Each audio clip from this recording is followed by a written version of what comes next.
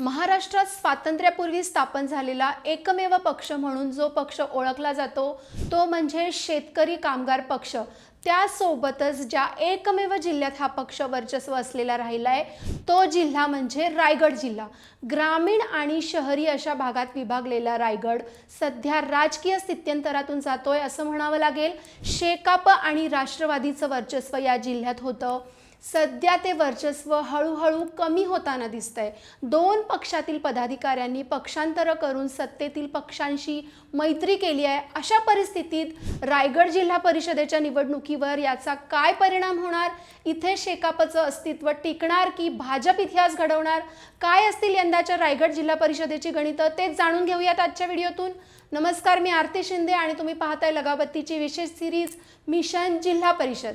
सुरुवातीला उल्लेख केल्याप्रमाणे हा जिल्हा शहरी आणि ग्रामीण अशा दोन भागात विभागलाय।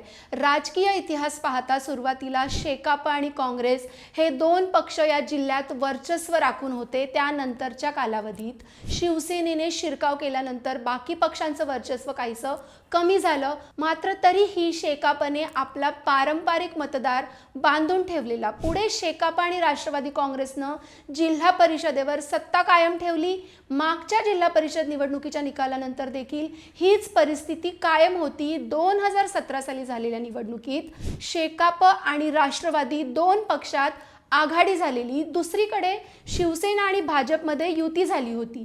त्यावेळी शेकापला 23, शिवसेनेला 18, राष्ट्रवादी काँग्रेसला 12 तर भाजपला 3 जागा मिळाल्या होत्या।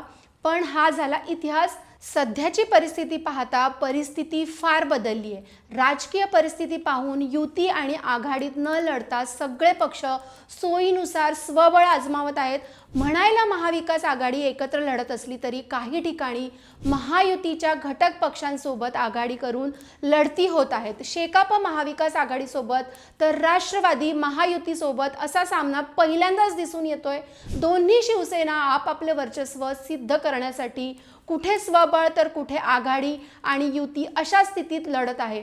त्यातही यंदा अनेक लढती चुरशीच्या होण्याचं एक कारण म्हणजे जिल्हा परिषदेचं अध्यक्षपद सर्वसाधारण अर्थात खुल्या वर्गासाठी राखीव आहे।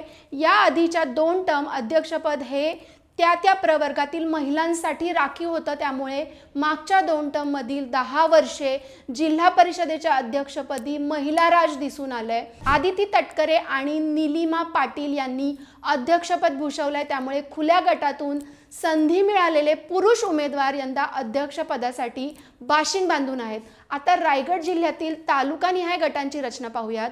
पनवेल तालुक्यात सर्वाधिक 8 गट आहेत, त्या पाठोपाठ अलिबागमध्ये 7, कर्जतमध्ये 6, खालापूर, उरण, रोहा आणि माणगावमध्ये प्रत्येकी 4, सुधागड, मुरुड, तळा, म्हसळा, श्रीवर्धन आणि पोलादपूरमध्ये प्रत्येकी 2 तर महाड आणि पेणमध्ये प्रत्येकी 5 गट आहेत।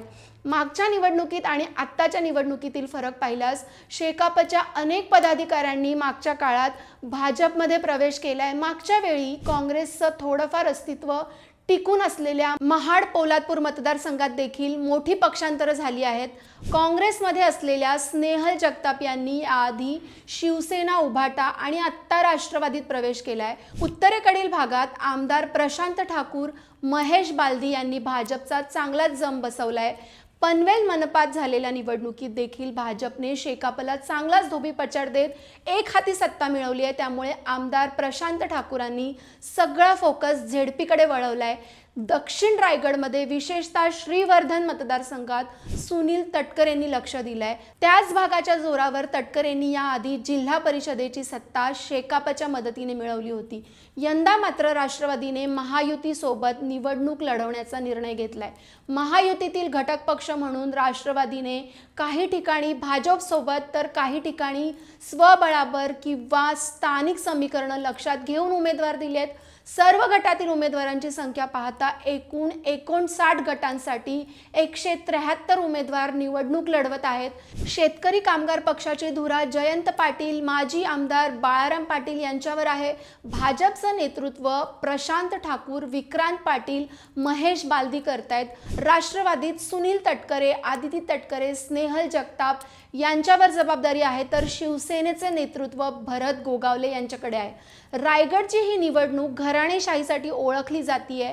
निवडणुकीच्या रिंगणात तब्बल 14 माजी सदस्य पुन्हा उतरलेत, तर अध्यक्षपद खुल्या गटासाठी राखीव असल्यानं पत्नीला डावलून पती उमेदवार आहेत अशा देखील बऱ्याच जागा आहेत. निर्णायक भूमिकेत राष्ट्रवादी काँग्रेस असणार आहे. याचं कारण म्हणजे सद्यस्थितीत कोणत्याच एका पक्षाला बहुमत मिळेल अशी स्थिती दिसून येत नाहीये. भाजप, शेकापा आणि राष्ट्रवादी हे 3 प्रमुख पक्ष असून निवडणूक निकालानंतर होणाऱ्या आघाड्या निर्णायक ठरू शकतात. ही निवडणूक शेकापासाठी अस्तित्व टिकवण्यासाठी अतिशय महत्त्वाची आहे. याचं कारण म्हणजे एकमेव रायगड जिल्हा परिषदेवर शेकापची गेली काही वर्षे घटक पक्षांच्या सोबतीनं सत्ता राहिली आहे. आधी उल्लेख केल्याप्रमाणे शहरी मतदारांनी शेकापला नाकारलंय. पनवेल मनपात पक्षाची पुरती पिछेहाट झाली आहे. असं असलं तरी अलिबाग नगर परिषदेवर शेकापने विजय मिळवला होता. स्थानिक भूमिपुत्र विरुद्ध बाहेरचे असा सामना इथं रंगतोय. त्यासोबतच ग्रामीण भागातील मतदार मोठ्या प्रमाणात मुंबई आणि पुण्याकडे स्थलांतरित झालाय. त्यामुळे रोजगार आणि भूमिपुत्रांचे हक्क या मुद्द्यांवर प्रचार अवलंबून असेल. रायगड जिल्हा परिषदेच्या निवडणुकीबद्दल तुमची निरीक्षणं काय आहेत ते कमेंट करून नक्की सांगा. व्हिडिओ आवडल्यास तुमच्या मित्रांना नक्की शेअर करा. भेटूयात मिशन जिल्हा परिषदेच्या पुढच्या भागात. अशीच माहिती जाणून घेण्यासाठी लगावबत्तीला फॉलो करायला मात्र विसरू नका.